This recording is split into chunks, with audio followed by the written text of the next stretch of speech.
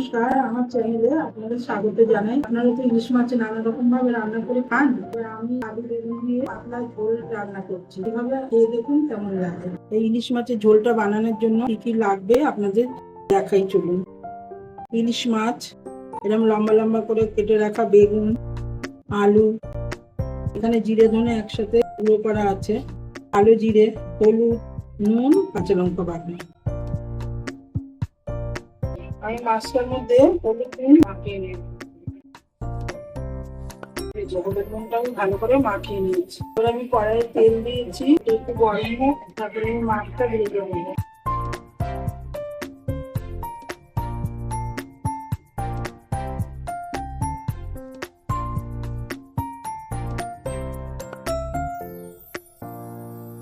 আমার সব মাছগুলো ভাজা হয়ে গেছে, মাছগুলো আমি তুলে নিলাম।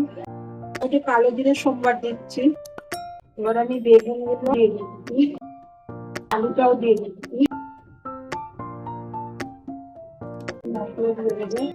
একটু হলুদের গুঁড়ো,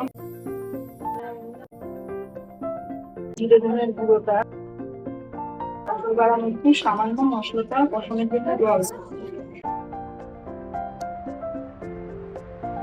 এবার আমি জল দিয়ে দিলাম। সব সবজিগুলো সেদ্ধ হয়ে গেছে, এবার আমি মাছটা দিয়ে দিচ্ছি।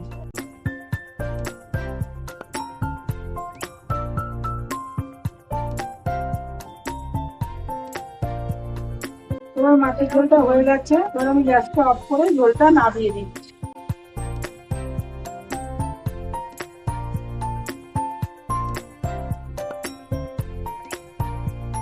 হয়ে গেল আমার ইলিশ মাছের ঝোল। গরম গরম ভাতে এই পাতলা মাছের ঝোল দিয়ে খাবেন, খুব ভালো লাগবে। চ্যানেলটা লাইক সাবস্ক্রাইব করে দিন।